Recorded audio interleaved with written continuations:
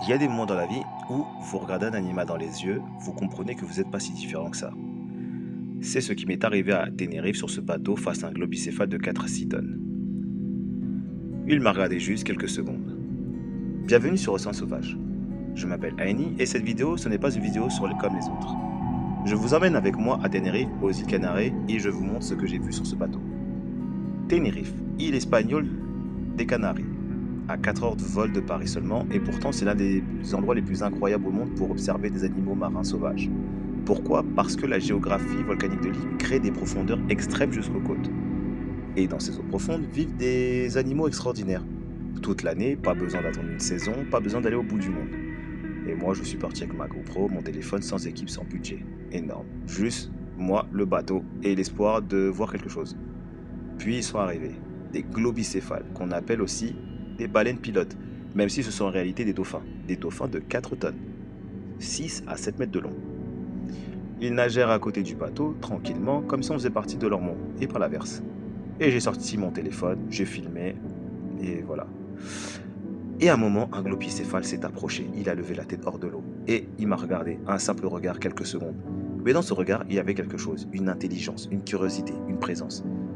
Et j'ai compris pourquoi j'ai fait cette scène, pourquoi Océan Sauvage existe, pour partager ces moments-là avec vous. Alors, qui sont ces animaux? Le globicéphale, Globicéphala malas, vit en groupe de 30 à 35 individus, des familles entières qui communiquent, qui se protègent, qui chassent ensemble. Et voilà ce qui va vous surprendre. Les globicéphales se font partie des rares animaux qui font fuir l'orque. L'orque, le prédateur ultime des océans, celle qui chasse des grands requins blancs. Elle fuit devant les globicéphales. Pourquoi? Parce qu'en groupe, les globicéphales se serrent, communiquent par ultrasons et harcèlent les orques jusqu'à ce qu'elles partent.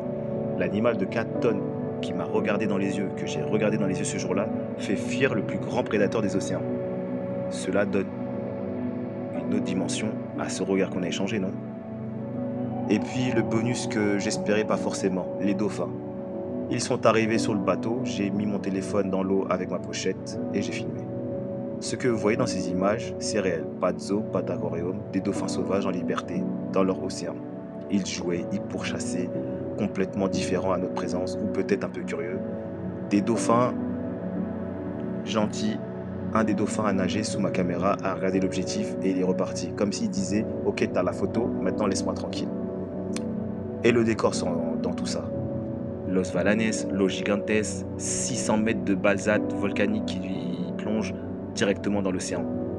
Depuis le bateau, à couper le souffle. Vous vous sentez tout petit. Et au coucher du soleil, les falaises deviennent oranges, l'océan se colore et quelque part dans ces eaux, les globicéphales continuent encore leur route. C'est le genre d'image que vous gardez toute leur vie. Alors qu'est-ce que ça m'a appris? Que l'océan n'est pas juste un décor, c'est un monde à part entière, avec ses habitants, sa famille, ses règles. Et que partager ce monde depuis un bateau ou un téléphone, c'est un privilège. Le regard que j'ai échangé avec ce globicéphale, il m'a rappelé pourquoi la nature mérite d'être protégée. Pas pour nous, pas pour lui, mais pour ses descendants, pour toute future personne qui monteront sur un bateau à Tenerife et qui espèrent vivre ce même moment. Abonnez-vous à Océan Sauvage pour suivre